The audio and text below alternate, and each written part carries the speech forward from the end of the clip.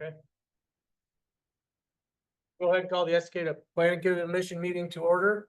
Wednesday, April 16th at about 2 o'clock here. Can we do a roll call? Yes, Commissioner Eisenberger, Here. Commissioner Stahl, Here. Chair Wheeler, Here. Commissioner Tucker, Here. Commissioner Spence, Here. and then Commissioner Perkins and Commissioner Carpenter should be joining in a few minutes. Okay.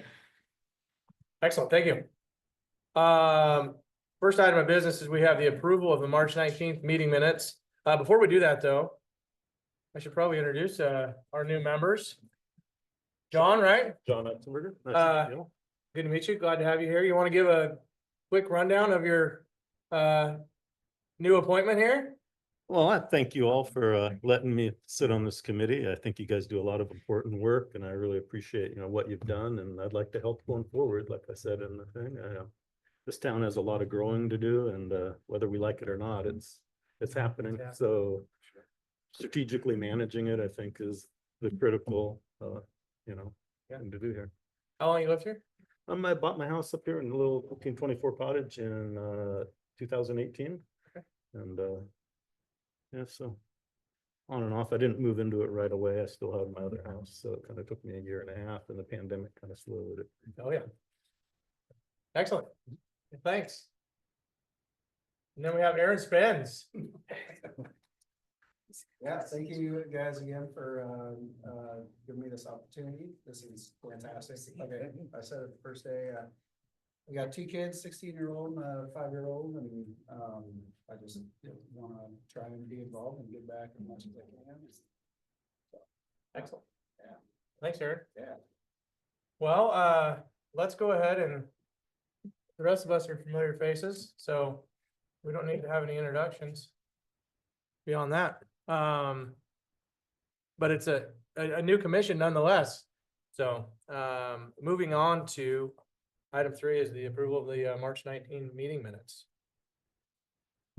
And so those of you that are new and haven't maybe been here, we typically ask for a motion. We'll get a second, and then we will, after we get that second, we'll go ahead and have any discussion if needed. I make a motion to approve the last meeting minutes as written. I'll second that. All right, we got a motion and a second. Do we need any discussion on this? Doesn't appear so, so let's go ahead and vote. All those in favor, please raise your right hand.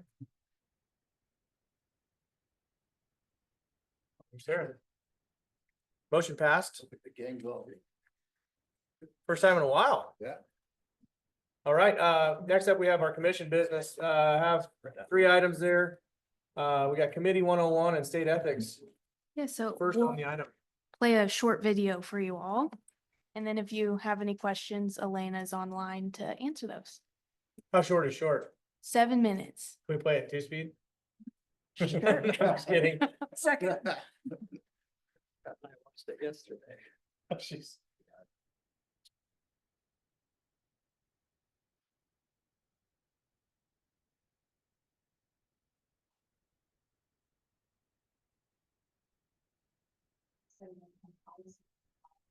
The city code and the ORS outline the authority and functions for the planning commission. Planning commission is statutory board mandated by the state. There are some things outlined in the city code, such as you shall elect the chair and vice chair from membership the first meeting of the year, which is generally in April. You can't expend funds or obligate the city for payment without approval, and you have a council liaison. This is just a short overview on the city code and the ORS, which outlines the authority of the planning commission. I recommend reading both of these thoroughly. Some general expectations is to arrive on time, read the path ahead of you if you're going to be absent by staff, and if you no longer have the capacity to serve, please resign so somebody else can serve. This is our suggested timeline in January. It's a good idea to discuss any projects you want to work on for the coming year. In March, review new applicants for your board and make recommendations to council. In April, generally receive your training, which includes this committee 101, and the state will have another training issue.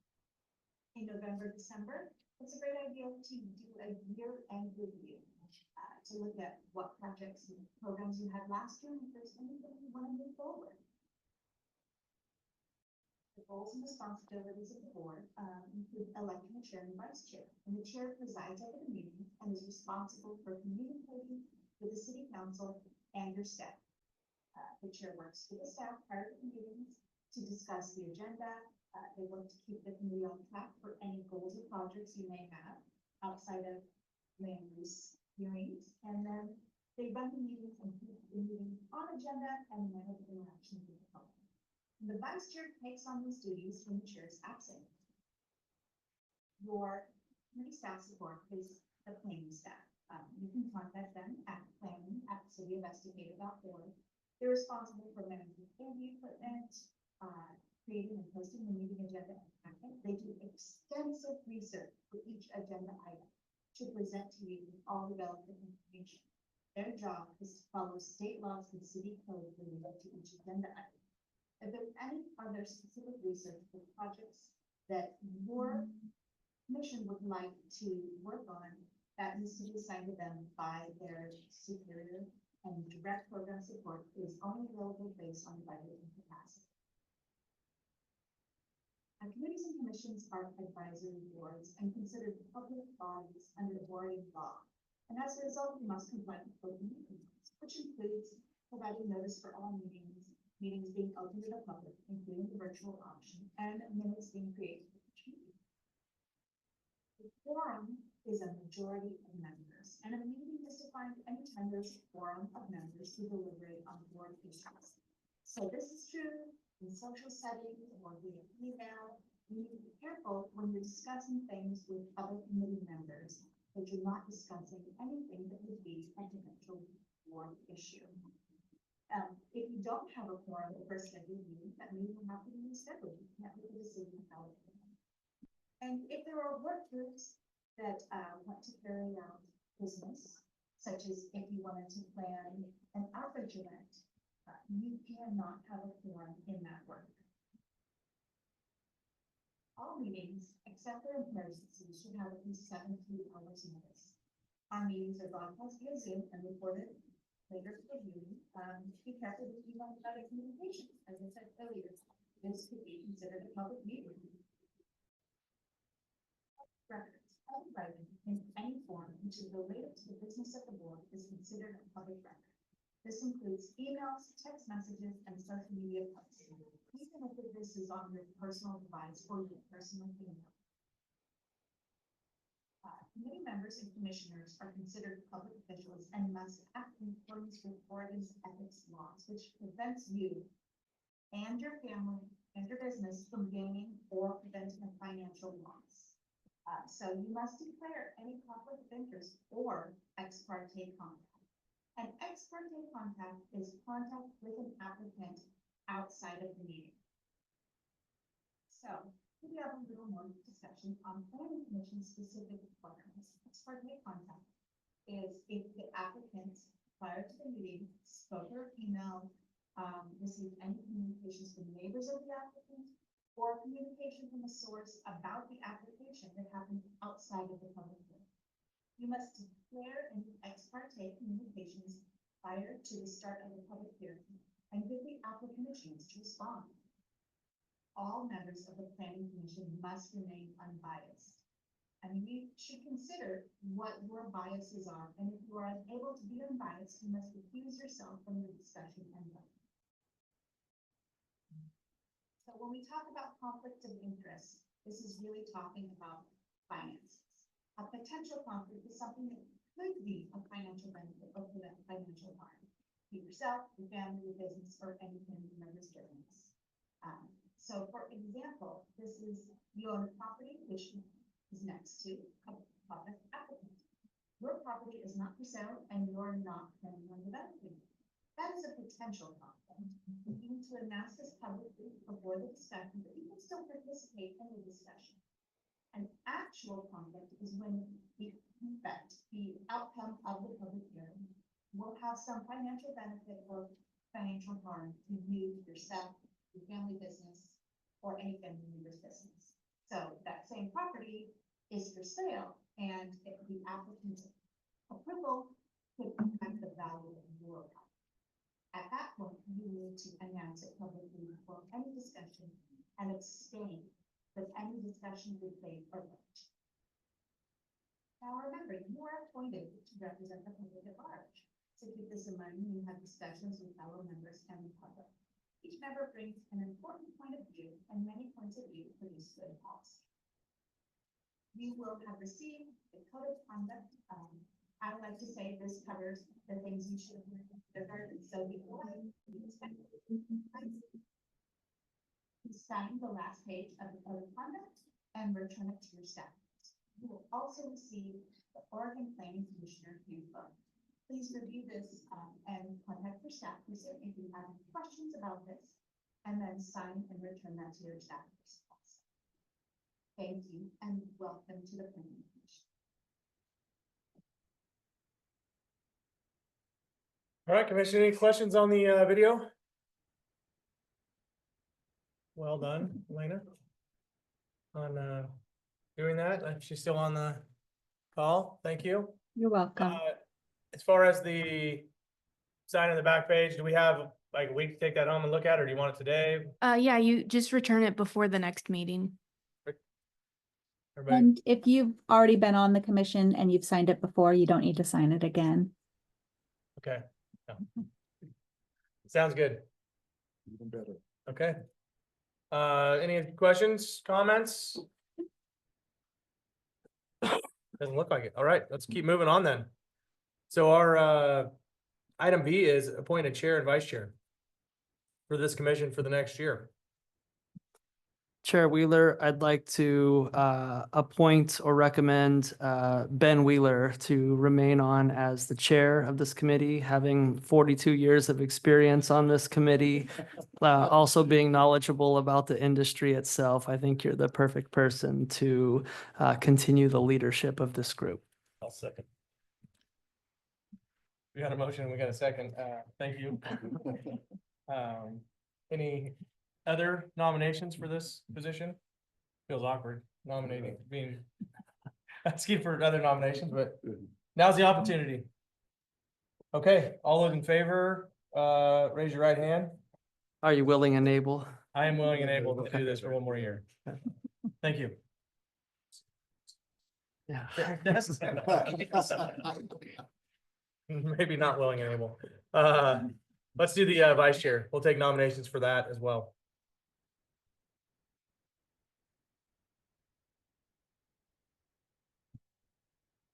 I guess I can nominate. Yeah, you can. I'm gonna nominate Scott.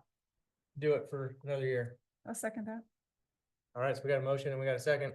Any discussion on this? Scott was a great backup and filled in a couple times for me, so I appreciate it last year. And maybe in the future you can have the gavel. No problem. And based on last meeting, he's able to make bold calls too, which I appreciate. All right, all those in favor of Scott, please raise your right hand. Perfect. So we'll move on for another year, just like this, with a new planning commission. Next up is new meeting time confirmation. Yes, so if you didn't see the email, the new meeting time will be the same Wednesday, so third Wednesdays, but at 11 a.m. So next month, May 21st, you will be meeting at 11 a.m. Okay.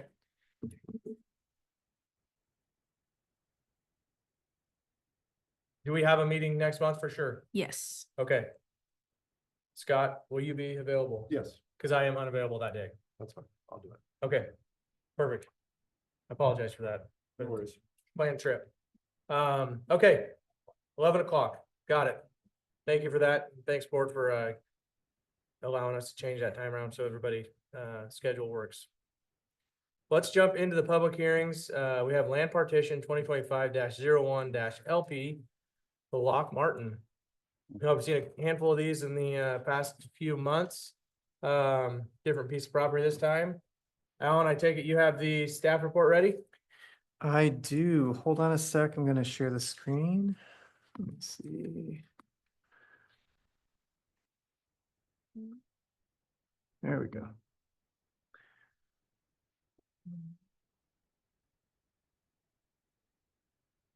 All right.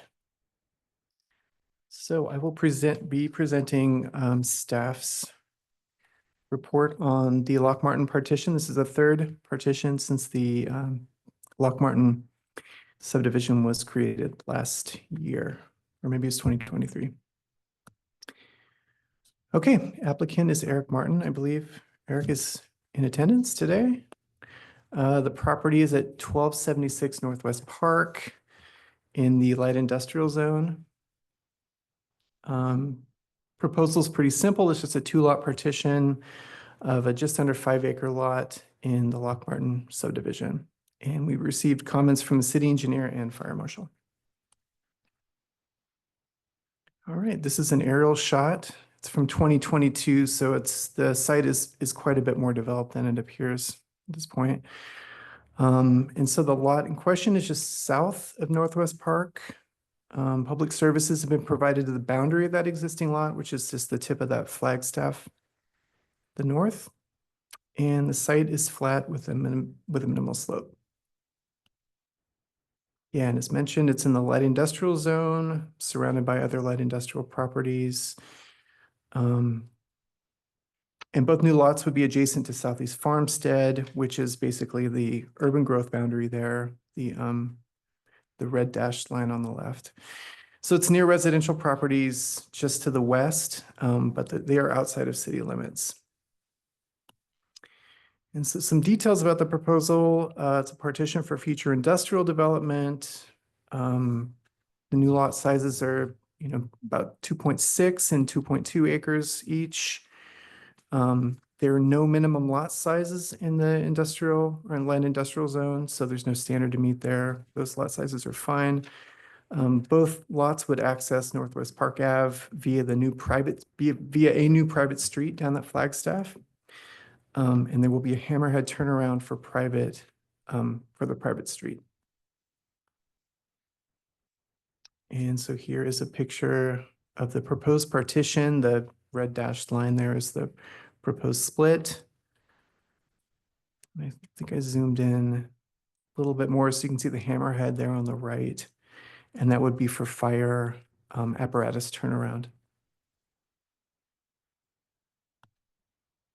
All right, so the relevant chapters in our municipal code are these 5 with a light industrial 1639, 1674, which ensures that transportation facilities are developed concurrent with new development, 1675, which ensures good pedestrian access and connectivity, and then 16116, which is design standards and improvements for all land divisions, and then finally 16.120 for partitions.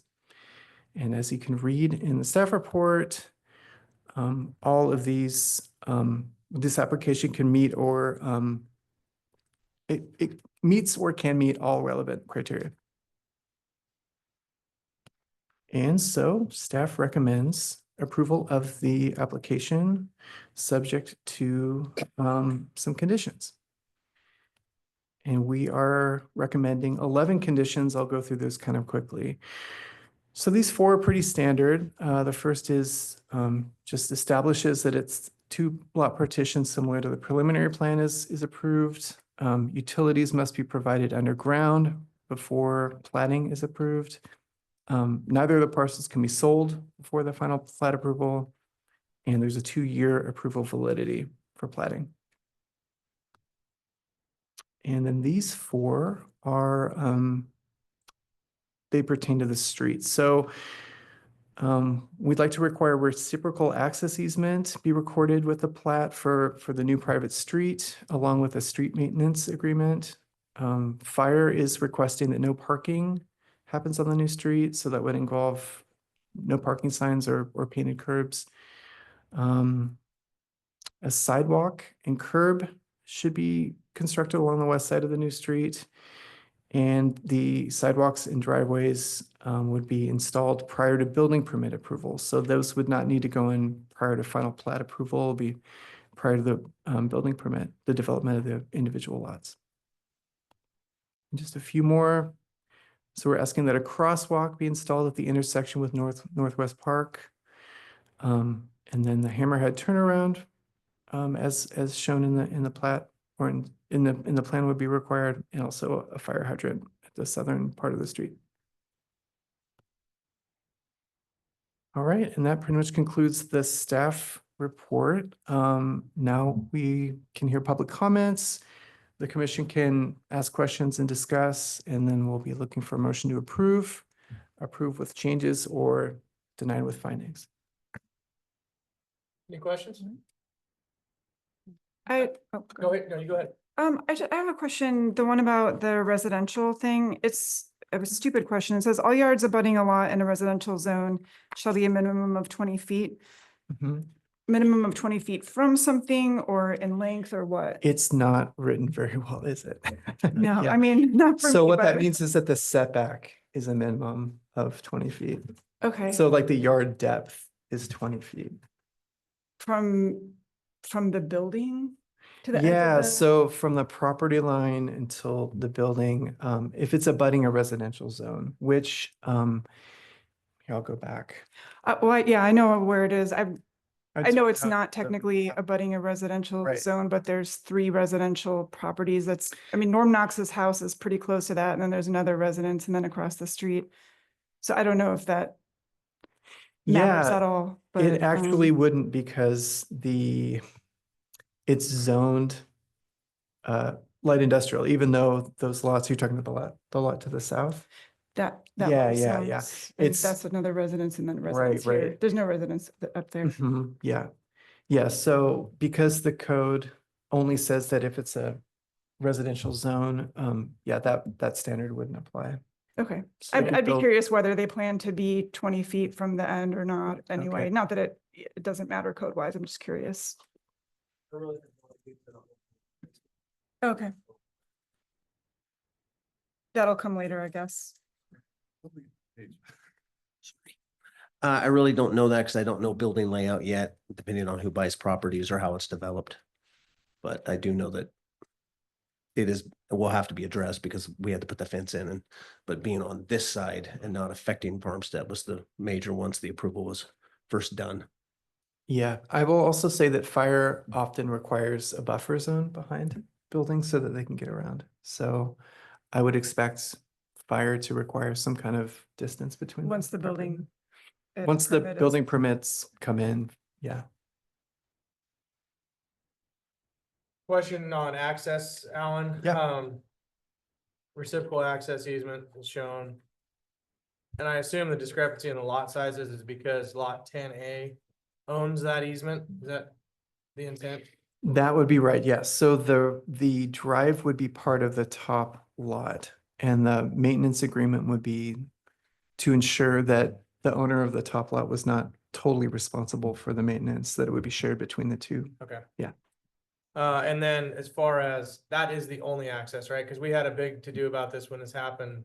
Originally, no access to Farmstead, right? Right, yeah, there was a recommendation to have like a walking path or something like that. Yeah, so that there's nothing like that. in Okay. there. Yeah. And then the last thing, regarding the fire hydrant.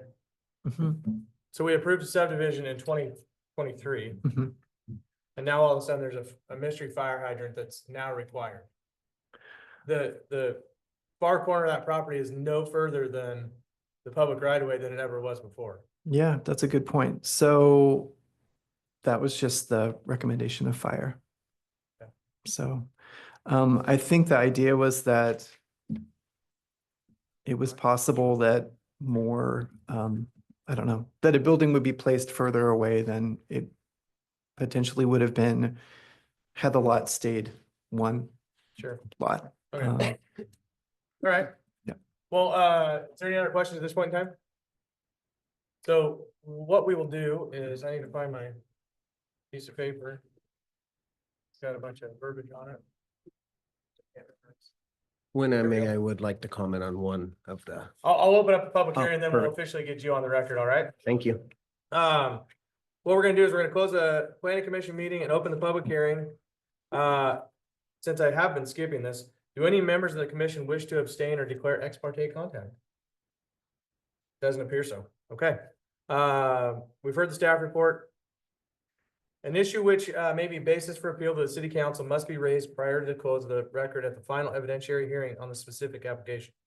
Such issues shall be raised with sufficient specificity as to afford the city council and the parties adequate opportunity to respond to each issue. Failure of an issue to be raised at the hearing in person or by letter, or failure to provide sufficient specificity to the city council and parties an adequate opportunity to respond to the issue precludes an appeal to the city council on that issue. With that, we'll ask the applicant to come to the microphone, which is already there. Introduce yourself, give us your address, and then some of these questions and whatever else you want to talk about. You can No go ahead. problem. Thank you for having me. My name's Eric Martin, address 26641 Southeast Highway 224 in Eagle Creek. First of all, thank you very much for considering the lot partition for this piece of property. It's been a long, fun project, but a long project. I agree with pretty much everything that you guys speculated, except I just had a couple, with due respect, pushbacks. The sidewalk, number one, concerns me, with 30 feet being the access, that cutting 5 feet out of that really does restrict for large trucks entering in that. I have shown, and entertained, excuse me, a couple of people that are interested in this project or property, and they have both commented on 30 feet is tight. Removing 5 feet does limit the access, number one. Number two, I think it's a danger to people walking in there, because then the trucks, if they can't make it, they're going to be jumping the sidewalk, creating a blind spot once buildings go in on the other two lots adjacent to it. Three, I think that with it being a private road and easement, I have been asked, could that road be fenced up to a certain point? And I think that would cut off access. We're talking about a total of 200 and some feet. It just really cuts the access down to those two lots. And by the amount of size trucks that are on the road that are coming into the subdivision already through Park Avenue, 25 feet is pretty narrow. So along with the fire hydrant, so as you said, nothing's really changed. We got approval on that 5 acre piece with the fire hydrant that is placed right out front of that private road that comes down. And which we could place a building back on lot 10B if we left it as the 4 almost 5 acre piece, and we still would have met the fire requirements. So I'm not sure why now all of a sudden we have to do that, since we're splitting it, because the buildings would still be placed. It also creates us cutting back into the finished product road in the subdivision. And so I'm hoping we could bypass that and use the fire hydrant that is right at the private road coming in. Alan, do you know offhand what the right of way width is, or the paved access is at Park Avenue right now? As far as the curb to curb? Curb to curb over on Park itself? Yeah. I don't know. I want to say is it 50? Is it a local street? Yeah, I don't know. I don't know offhand. Yeah, I'm not sure. Do jurisdictions do, I know, a sharo, is that the right word? With the bike paths over the street? Where the bikes and the cars come together? I mean, could you do something similar to that with a sidewalk, where you stripe a sidewalk that, like, if you are walking here, you need to be over here, but there's not an actual curb that they have to drive up on? We talked about doing that initially in November, when the idea was floated to partition this lot. And that would be, if memory serves, that would be acceptable if bollards, some kind of physical barrier were put there. So that it wasn't, if you're not going to do a raised sidewalk, it would have to be somehow delineated, and like there'd be some kind of barrier there. So I don't know if I think that would kind of defeat the purpose of taking the sidewalk away. But code or the transportation master plan requires that. I mean, this was a discussion with fire, with the city engineer, and then our code does suggest strongly completing the pedestrian network is something that's that the code really does support. But yeah, I'd have to go back through to see if it's actually required or not. I think this is just something that the city, like this was the design that we've been talking about doing the whole time. So this is the first time that we're hearing that, any pushback about a sidewalk. Okay. Yeah. I mean, it's on a dead end. The only people that would presumably be walking there are the people that would be going to this place. And it's so far Sure, back in the employees industrial and- park. I mean, there are people walking around the industrial park, walking Yeah. dogs and stuff, but it's not a walking zone really. So it just doesn't That's true. Yeah. seem like it. I mean, maybe what you suggested about making it a private thing with an easement could be a way around it or something, but it doesn't seem like a huge value add to require a sidewalk. Okay. Yeah. That's my thought.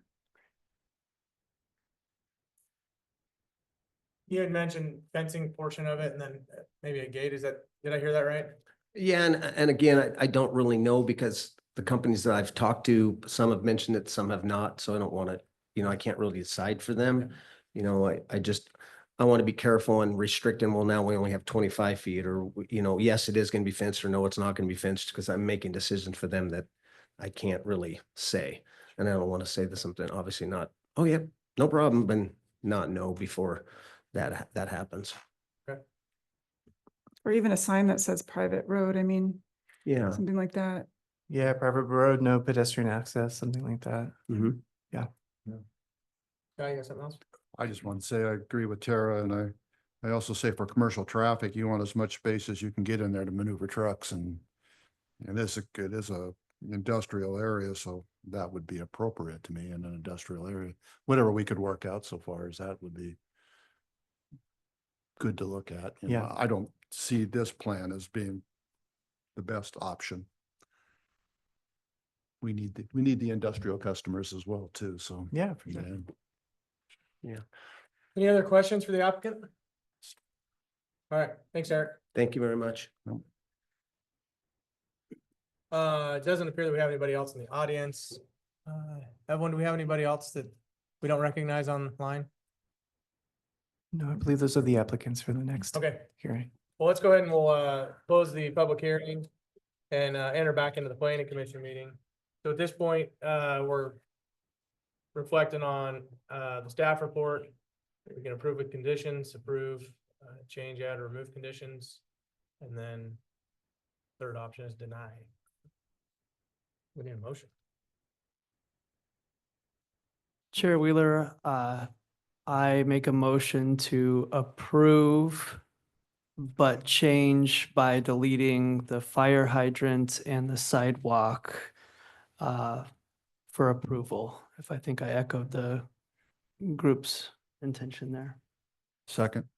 We got a motion, we have a second, probably need to discuss. I would imagine, if there's any discussion needed, Other thoughts? doesn't appear so. All right, so all those in favor then of said motion, please raise your right hand. Second motion carries. Okay, so this will go on, you'll hash out the details of changing the conditions. I will. Yep. And then you guys have been working together already, so thank you. All right. There you go. Thanks. Thanks for coming in, Eric. And I apologize, I have to leave for a 2:30 meeting, but very excited about the 11 o'clock next month. All right, next one is the subdivision approval extension for 2025-01-S Eagle Ridge at Curran Creek, #1 and #2B. Okay, this will be even shorter. Right. Wait, that's not what I wanted. Yep. Sure. It'll be shorter if I can find it. There it is. All right.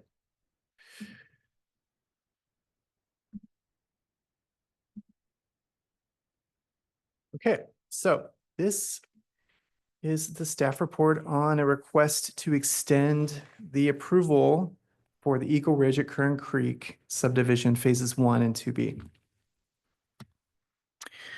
Okay, the applicant is Rich Darland, who is in attendance. This concerns properties on tax map 34E, 17D on those 4 lots. The zoning is North City Residential and Central Mixed Use. And the proposal is very straightforward. It's just a one-time 2-year extension of the Eagle Ridge Concrete subdivision approval for phases 1 and 2B. And no agencies provided comments. And so just to orient everyone, this is Eagle Ridge 1.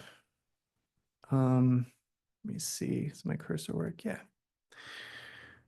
So this is Eagle Creek Road.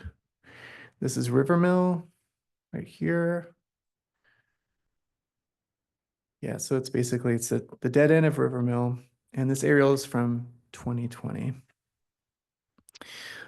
Here's from our comprehensive plan map. So you see North City Residential comprises most of the eastern part of the subject site, and then you have central mixed use on that western chunk there. And here's a site map in case anyone was interested to see. All right. And so the original approval was in April 2021. And as you all know, subdivision approvals are good for 4 years. So it expires this month. And EMC 16108-050 allows for a one-time 2-year extension if the criteria of that section are met. And so that is the only relevant chapter in the municipal code, and staff finds that the criteria are met. And so we recommend approval of the time extension, subject to no conditions. And that's it. Wow. Yeah. Talent. Sure. Question on, Rich works for PBS, I assume? Is that right? That's right. Is that, and I don't even know if it's pertinent, I'm more of curiosity. Is the property still in the original subdivision? Is it pertinent? Has it changed hands, and are they thinking about changing the way things are going, or is it? There was no modification suggested. It was just to extend the Okay. time. Yeah. I don't have any other questions. Just one clarification. What is exactly in this particular subdevelopment? I mean, what are we talking about so far as houses, commercial properties, anything else? A lot of houses. Yeah, I believe I it's got the house. 112 lots. Yeah. Actually, Rich is here. Rich, do you want to jump on and just give us a rundown of what we can expect? Yes, good afternoon. Can you hear me okay? Yep. Okay, excellent. Yeah, so it's a single family residential subdivision. As I mentioned, approved for 112 lots.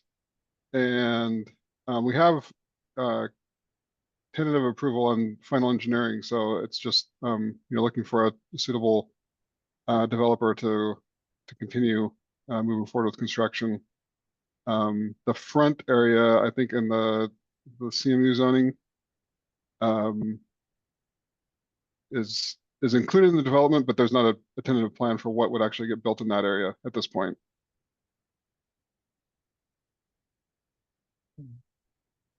Any other questions for Rich? That's the only one I had is. Well, thanks, Rich. I don't think we have any other questions for you. I appreciate you being here. Yes.